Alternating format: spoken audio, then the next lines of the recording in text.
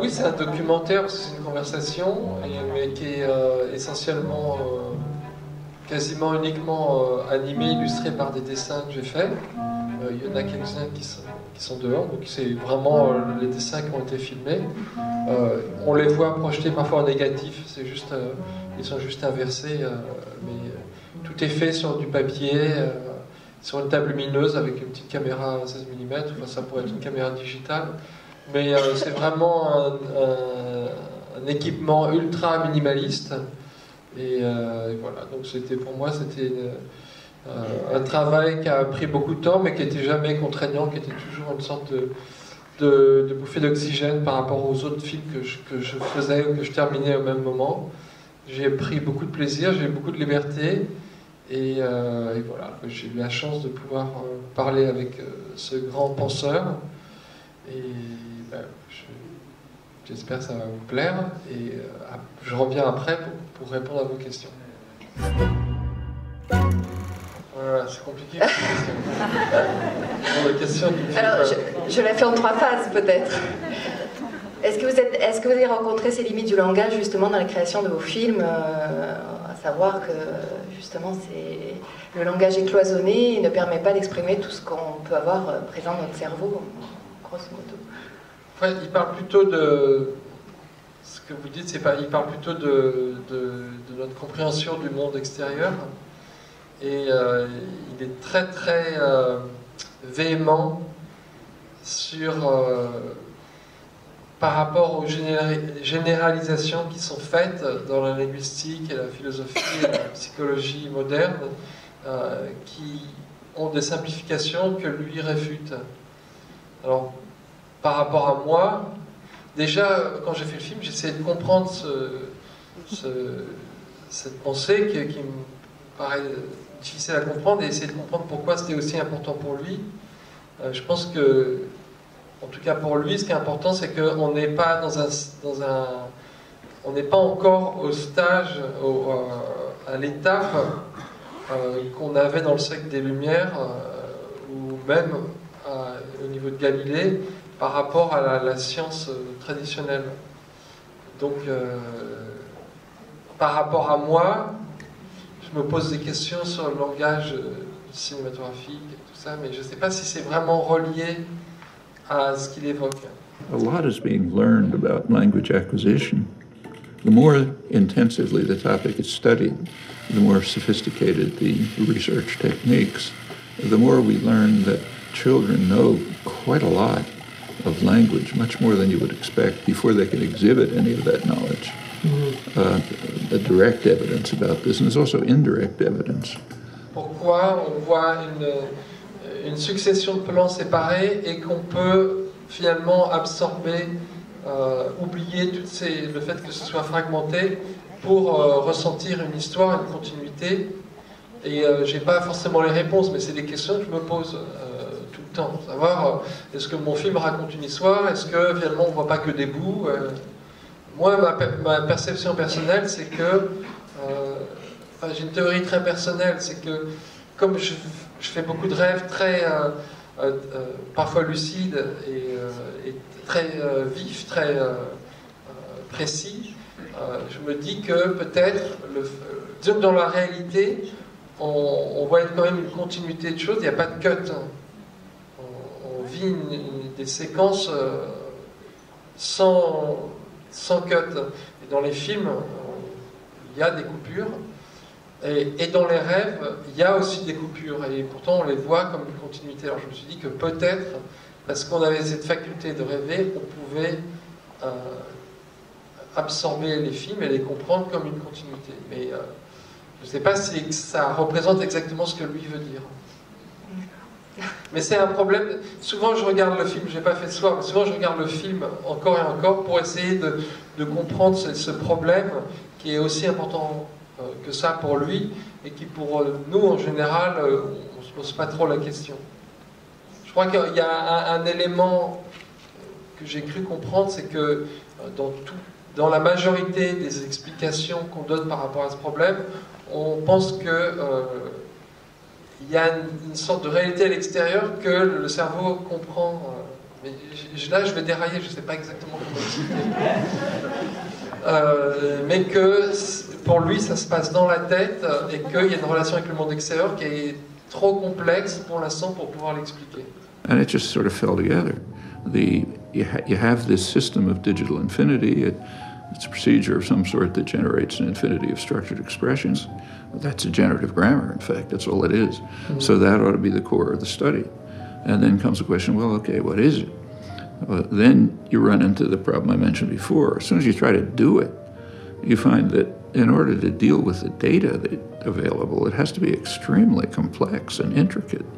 But that doesn't make any sense either, because every child masters it in no time. So somehow it can't be rich and complex. And then comes the field. The field is to try to show that what appears to be rich and complex is at the core just very simple. Oui, c'est vrai que je me suis penché plutôt sur son travail scientifique et sur sa vie personnelle, parce que, bon, déjà, au niveau politique, il y a beaucoup plus de choses auxquelles on a accès. Il y a des documentaires qui ont été faits, on voit beaucoup de conférences sur le net, et je me suis dit que ma contribution, notamment par mon côté graphique, abstrait ou artistique, serait plus efficace pour illustrer cet aspect scientifique, mais avec l'idée un petit peu cachée qu'en le rendant plus humain, en tout cas aussi humain qu'il l'est, mais peut-être que pas aussi humain que les gens le perçoivent, je permettrais aux gens de le voir comme quelqu'un de beaucoup plus sensible qu'on pense qu'il est, et du coup d'écouter plus son discours politique. Donc c'est un petit peu pour ça que j'aborde pas de front son discours politique, et que je me dis que bon, peut-être je peux contribuer à une certaine un certain type de public, de génération qui finalement, surtout en France, sont coupés de lui parce qu'il y a une pensée, une élite qui le met un peu de côté. We were the only Jewish family in a neighborhood that was largely Irish and German Catholic. This is in the 30s, and very anti-Semitic, and pretty pro-Nazi, in fact. The Irish, because they hated the British, and the Germans, because they were Germans. It's not like today. A boy in the streets wasn't going to get shot, you know, but it was unpleasant. You know, there's a lot of anti-Semitism in the streets. There were streets I couldn't walk through because the Irish kids lived there. I'd go somewhere else, you know. But I never talked to my parents about it. I don't think they knew till their death. You know, by the time the Second World War came, everything changed superficially. So in December 7th, 1941, the people who had been still having beer parties at the Fall of Paris, which I remember, were walking around with tin hats, telling everyone to pull down their shades because the Luftwaffe is going to bomb the city and so on. A very striking transition, which taught me something. Il a beaucoup aimé le film. Il a été très touché par même le côté personnel, et je pense qu'il a beaucoup apprécié parce qu'on ne voit pas beaucoup, et que j'ai fait un travail réel d'essayer de comprendre sa pensée. Bon, il me l'a dit, il a vu le film 3 fois alors qu'il ne regarde jamais les films qui lui sont dédiés. Et par rapport à mon choix, c'est difficile de trouver quelqu'un qui est en même temps, qui soit aussi pointu au niveau scientifique et qui soit une sorte de génie, quoi, et qui en même temps ait un discours politique aussi pointu. C'est-à-dire que par exemple, bon, j'aime beaucoup des gens comme Stephen Hawking qui parlent des trous noirs, et c'est un sujet qui me passionne, mais par contre quand il parle de problèmes de société, il reste très banal d'une certaine manière, il reste vraiment sur la surface. Et je ne vois pas beaucoup de gens qui aient cette envergure scientifique et en même temps politique. Donc je pense que c'est un cas unique, et donc voilà, c'est un des éléments qui m'a attiré. As you can see, I felt a bit stupid here. J'ai senti que vous étiez un peu frustré par moments parce que voilà, il y avait pas toujours vous n'étiez pas toujours sur la même longueur d'onde, et je me suis posé la question si vous n'êtes pas peut-être un peu comme le magicien d'Oz, que vous attendez de lui quelque chose, une explication, voilà, pour quelque chose qui vous tenait à cœur, et qu'il n'était pas, enfin, lui, de sa position, il ne pouvait pas vous dire oui, d'où vient le langage, d'où je ne sais pas. Vous comprenez ma question? Oui, oui, tout à fait.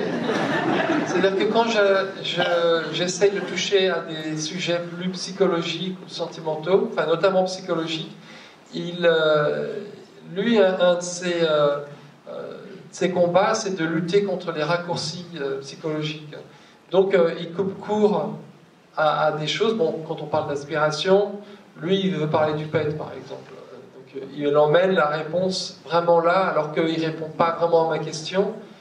Et je pense qu'il est assez remonté contre les discours psychologiques, sans même parler de la psychanalyse, qui n'ont pas une base pour lui scientifique et qui trouvent des réponses sans les prouver. Donc il reste assez terre à terre, mais dans le sens scientifique du terme. Je pense que c'est vrai que parfois j'ai eu des frustrations, même quand je lui demande si le fait qu'il ait eu une femme pendant 70 ans, la même personne, ça ne l'avait pas aidé dans son travail, parce que bon, je sais pas, la plupart des gens que je connais, et moi-même, on consacre une grande partie de sa vie à essayer de régler des problèmes romantiques ou de relations. Si lui, qui en apparence en tout cas, avait réglé ce problème, n'avait pas aidé par cette solution, pour travailler plus et être aidé dans son travail, mais il ne répond pas à cette question, c'est trop psychologique. C'est une technique que j'avais un petit peu apprise quand je faisais du dessin ou du dessin animé.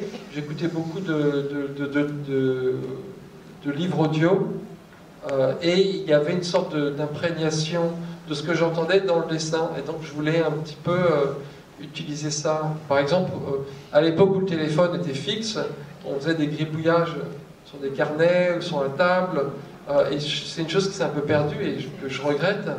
Donc c'est une technique que j'ai utilisée, oui, en écoutant et réécoutant ce qu'il disait, et me laissant guider par sa voix.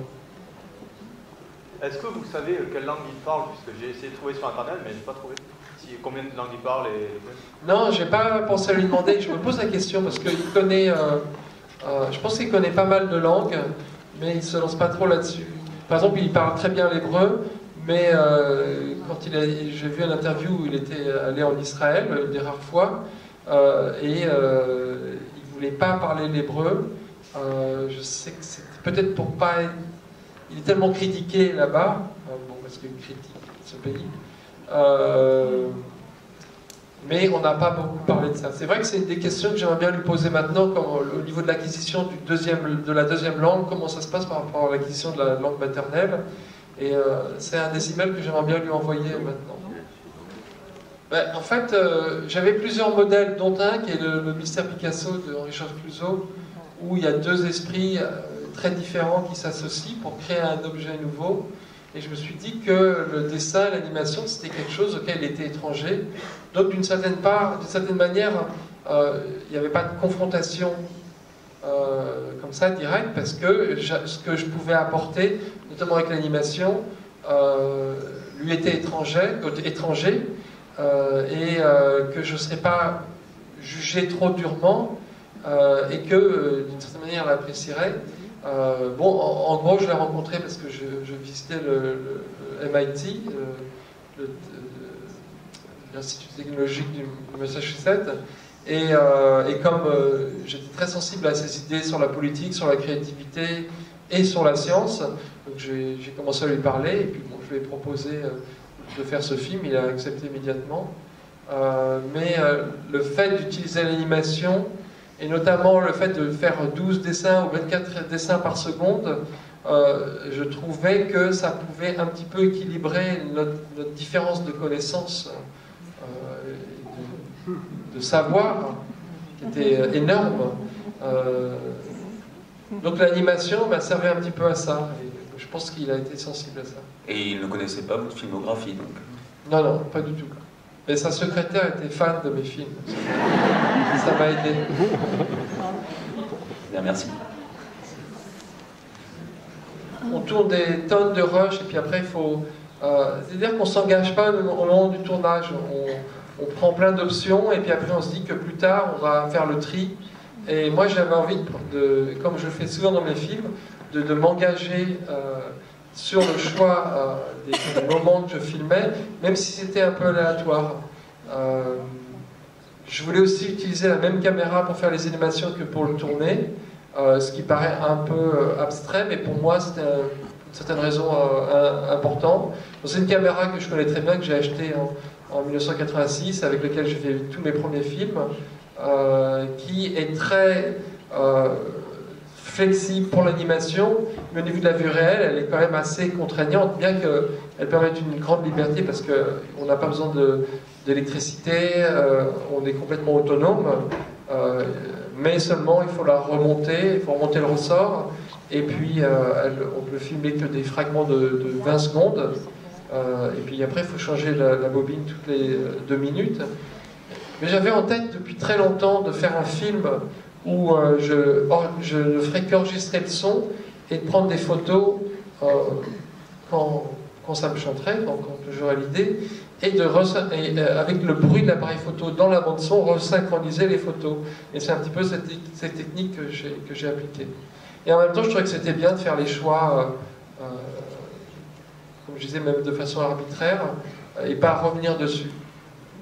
Et c'était presque un problème quand il me parlait, parce qu'il fallait que je remonte ma caméra, et il y a beaucoup de plans au début où on entend ce son de caméra qui se remonte, et en plus de ça, ça me donnait... il fallait que j'illustre ce son, parce qu'il était très présent dans le film, donc ça me donnait une limitation par rapport à l'animation, et il fallait que je trouve des systèmes pour l'illustrer, et j'aime bien ce genre de limitation, parce qu'en fin de compte, c'est un petit peu comme on fait de la poésie avec les rimes, on peut croire que c'est...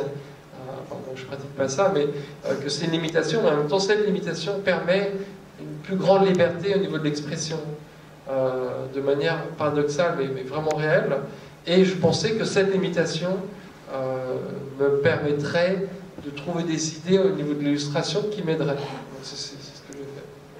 Comme par exemple, quand il parle de son père et qu'ils lisaient des livres ensemble, bien, en même temps je remontais ma caméra, donc j'ai fait un système de livres qui tournent avec une manivelle, parce que c'est ce qui se passait dans la réalité. Every Friday night, for example, we would read Hebrew classics, 19th century literature, essays. It was just part of the routine of incorporating the emerging, the reviving Hebrew culture that was all of their lives. I mean, that's what they were devoted to, the revival of the language, the culture, Palestinian community, this Hebraic revival. L'animation, ça me plaît beaucoup. Disons que l'idée d'être complètement indépendant et seul, c'est-à-dire que quand on dessine, on peut dessiner tout ce qui nous passe par la tête. Il n'y a pas de limitation. Si on veut faire une maison sur la Lune, voilà, on dessine la Lune avec une maison. Alors que si on veut le filmer, il y a toute une machinerie à mettre en place qui alourdit et qui empêche l'imagination. Et donc, moi, ça me plaît vraiment de pouvoir utiliser cette technique du dessin, voire assez naïve parfois, pour exprimer des pensées, même si elles sont complexes. Donc, je ne sais pas si je réponds exactement à la question, mais c'est quelque chose qui m'a toujours plu. Le fait que pour faire un dessin animé de ce type, on n'a pas besoin de parler à un producteur, de parler des acteurs, de parler à des financiers, des distributeurs. On peut décider un jour de prendre une feuille de papier et un feutre et de commencer une animation. Et il y a une relation directe entre ce qu'on a dans la tête et ce qui ressort, un petit peu comme par exemple quand on joue d'un instrument de musique et que finalement l'instrument est complètement oublié, même les actions des muscles du bras et des doigts sur par exemple un saxophone sont complètement oubliés parce que finalement on arrive à avoir un contact direct entre une inspiration, une idée ou ce qui se passe dans la tête et le résultat quasiment final. Et ça, on ne peut pas l'obtenir avec la vue réelle. Donc l'animation, c'est vraiment quelque chose qui me tient à cœur à cause de ça. notamment l'animation abstraite, c'est encore plus dans ce sens-là. Moi, les films d'animation que je préfère, c'est des choses qui ont été faites de manière très très minimale, parce qu'il y a ce contact direct cette relation directe entre ce qui se passe dans la tête du réalisateur et le résultat. Par exemple, j'aime beaucoup McLaren, qui a fait des choses qui illustrent la musique de manière très minimaliste et très précise. Et si vous comparez le travail de McLaren avec, par exemple, Fantasia de Walt Disney, qui reprenait un petit peu ce type d'illustration assez directe entre la musique et l'image, ça devient assez vulgaire finalement, parce qu'il y a toute une équipe qui est mise en œuvre et que finalement chacun doit se mettre d'accord sur l'idée en général, et que finalement il y a une sorte de dénominateur commun au plus bas qui fait qu'on n'a pas cette relation directe. Donc je ne suis pas tellement tenté de faire un film d'animation qui demande une entreprise comme les films d'animation Pixar. Moi j'adorais Toy Story par exemple, parce que c'était vraiment nouveau, mais maintenant les films qu'on voit, ils sont finalement aussi classiques et stéréotypés que les films de Walt Disney vers la fin, quoi. J'aimais beaucoup Walt Disney, mais au bout d'un moment c'était un peu toujours la même chose. Donc je ne sais pas si je serais tenté par un film d'animation qui nécessiterait d'avoir 100 employés, 100 techniciens qui doivent exécuter des idées. C'est-à-dire que ce film-là, par exemple, Les Légumes des Jours, ou alors je terminais aussi Le Frelon Vert quand j'ai commencé ça, c'était des projets assez contraignants et assez lourds, même si je pouvais quand même m'exprimer à travers eux. Mais quand je rentrais le soir et que je prenais mes feutres et que je faisais ce projet-là, Sweet Chomsky, j'avais une sensation de grande liberté. Donc il y a quand même un fort contraste. C'est que là, vous voyez directement ce qui se passe dans ma tête, alors que dans les autres films, bon, il faut passer par une équipe de 50 ou 100 ou 150 personnes. Il y a tellement de problèmes techniques à résoudre, de gens à convaincre, que finalement, ce qui leur sort au résultat est assez éloigné de ce que j'ai en tête au départ. Moins pour l'équipe des jours, parce que c'était quand même assez personnel, mais pour un film comme le Green Hornet, c'était quand même assez flagrant. Et moi, quand je me rentrais du montage du Frelon Vert et que je me mettais dans ma chambre et que je travaillais sur ce film, j'avais vraiment l'impression d'une grande liberté, de pouvoir respirer et puis de pouvoir m'exprimer. Par exemple, mon prochain film, je vais essayer de limiter l'équipe technique à 12 personnes, parce que c'est vrai que c'est parfois insupportable de devoir travailler avec 80 ou 100 personnes qui la plupart du temps ne font rien. D'ailleurs, j'ai une expérience très drôle, c'est que en tant que réalisateur, il m'arrive d'avoir envie d'aller aux toilettes en plein milieu d'une prise, et je me retourne et je vois 100 personnes qui me regardent et qui ne font strictement rien, et qui sont payées. Et qui ont chacun des manières très efficaces de protéger leur petit territoire et leur salaire. Je ne suis pas du tout anti-syndicaliste pour les syndicats, mais dans le cinéma, je pense que les gens sont trop protégés. Et ça pose un problème, c'est vrai. Surtout qu'il y a une grande partie de ces techniciens qui s'opposent à mes idées, qui ne sont pas forcément prêts à expérimenter ou faire des choses nouvelles, parce que ça contredit leur manière de travailler et ça les remet en question.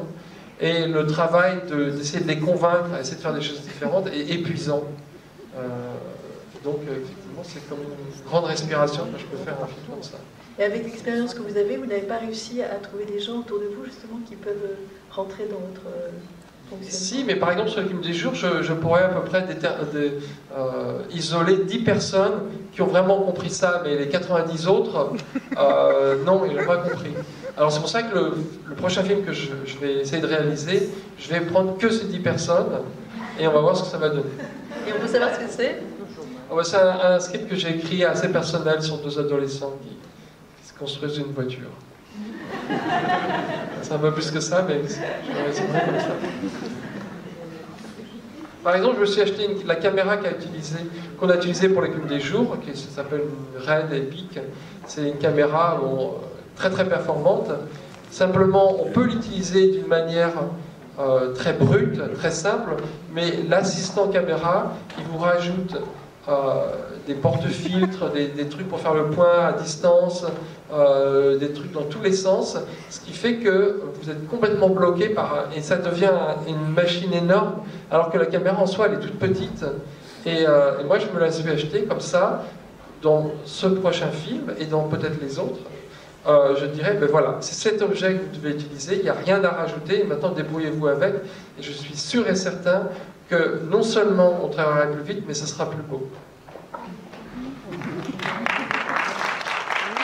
Ça enlève du travail, c'est comme par exemple le maquillage et la coiffure, je pense que c'est des postes qui font que les films ont l'air de films et moins de la réalité, parce qu'on voit des gens qui sont maquillés et coiffés professionnellement dans chaque plan, alors que dans la vie, c'est pas comme ça. Moi, je pars du principe que, peut-être comme Jean-Pierre Mocky, c'est-à-dire que si une femme veut être maquillée, ben, elle se maquille, c'est son problème. Dans la vie, si ce soir vous voulez être maquillé, ce qui est très bien, ce qui est votre droit, mais vous allez dans votre salle de bain et vous maquillez devant la glace. Et je ne vois pas pourquoi, dans un film, il faudrait que ce soit un professionnel qui vous maquille. En réalité, le maquillage, il a été inventé par quelqu'un qui s'appelle Max Factor à Los Angeles, à Hollywood, parce qu'à l'époque, les films étaient très très contrastés et qu'en plan moyen, en plan lointain, on ne voyait plus les expressions. Donc ils étaient obligés de rajouter du contraste pour qu'on puisse lire les expressions. Mais maintenant, c'est complètement obsolète, parce qu'on peut lire les expressions, la qualité de la vidéo, du digital, du film, fait que on lit ces expressions. Donc le travail de ces techniciens est complètement caduc pour moi, et je voudrais essayer de les évincer. Il faudra que tu aies un autre boulot. During the early exposure, where the child is not manifesting very much knowledge, maybe producing a word or two-word sentences, they're acquiring the basic character of the language, quite a lot of knowledge, which they can then build on when it's unconscious, of course, but they can build on it when they get this later instruction, which has very little evidence. Quand j'étais petit, je faisais beaucoup de dessins, après un peu de peinture, et j'avais une ambition de devenir un grand peintre ou aussi un inventeur, inventer des systèmes, des machines. Et je pense que je n'étais pas assez pointu pour ni l'un ni l'autre. Et finalement, un jour, je me suis acheté une caméra et je me suis aperçu que la caméra, c'était vraiment le juste milieu et que ça me permettrait d'inventer et d'utiliser mes qualités de graphiste sans être aussi pointu que ça. Et finalement, à force de peut-être un peu de travail, trouver une autre pointitude, je sais pas comment on peut dire ça. Et voilà, c'est comme ça que c'est venu. Mais c'est venu assez tard. J'avais pas du tout l'idée ou l'ambition d'être réalisateur et je m'intéressais pas aux films plus que... Voilà, un des films que j'avais adoré, c'était L'aile ou la cuisse. C'était mes goûts, quoi. J'adore toujours Louis de Funès. Et plus tard, j'ai eu des goûts un peu plus cinéphiles, mais au départ, pour moi, c'était un spectacle. Donc c'est venu assez tard. J'avais pas... Pour moi, j'aurais illustré des calendriers, c'était déjà super. Mais du coup, vous êtes formé un petit peu comme ça. Comment ça s'est passé ensuite ?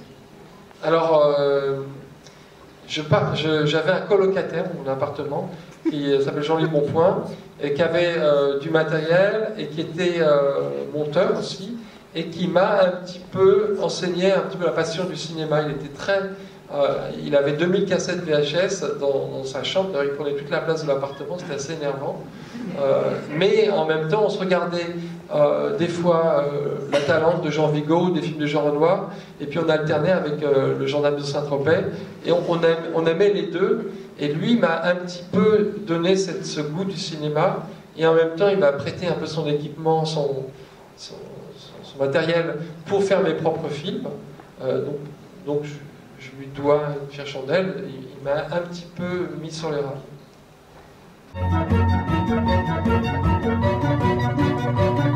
J'ai travaillé avec un compositeur qui s'appelle Howard Scampton, que j'avais rencontré et que je voulais faire travailler sur Eternal Sunshine. Et mes producteurs avaient pensé que c'était trop froid sa musique, et donc on a travaillé avec John Bryan, qui était quelqu'un de super aussi, donc je ne regrette pas. Mais en fait, ce qui s'était passé, c'est que la dernière scène de Eternal Sunshine, quand, je ne sais pas si vous avez vu le film, mais quand ils sont assis dans le couloir et qu'ils décident de retenter leur aventure, j'ai regardé les rushs, j'étais à New York, et à la radio, il y a la musique de ce compositeur qui est passé, et pour moi, c'était une illustration parfaite, c'était un match complètement parfait. Et du coup, je l'ai gardé en tête. Moi, je pensais que c'était un compositeur du début du XXe siècle qui était mort, etc. Et finalement, c'est quelqu'un de maintenant qui fait de la musique. Et j'ai toujours gardé en tête l'idée de travailler avec lui. Et pour ce projet, comme j'avais une liberté totale, en fait, j'ai utilisé des thèmes, des musiques qui existaient déjà, qui étaient préenregistrés. Pour moi, ça correspondait parfaitement. Alors, il y a des petites musiques au synthé qu'on entend que j'ai faites moi-même, puis j'ai utilisé le synthé pour faire des bruitages, parce que je trouve que c'est assez, c'est parfois plus intéressant que de faire appel à un bruiteur. Et puis il y a 2-3 chansons pour un technicien qui descend. Le problème des techniciens, c'est que chacun veut faire trop bien. Et au bout du compte, ça s'additionne et ça fait un gros bordel. Donc c'est bien d'être peu. Mais donc ça s'appelle Howard Scampton, c'est un compositeur anglais qui aurait apparemment travaillé avec Benjamin Britten à un moment donné, qui me passionne.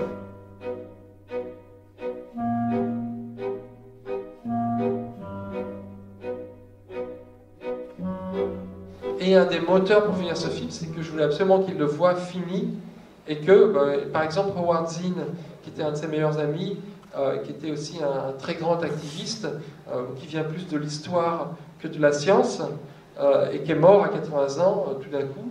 Voilà, je me suis dit, bon, peut-être ça va être le tour de Noam, et qui ne verra jamais mon film fini, et j'aurais eu les bouts, je dois reconnaître. Donc c'était un des moteurs pour moi de finir ce film. C'est aussi pour ça que j'en parle. Merci, merci beaucoup.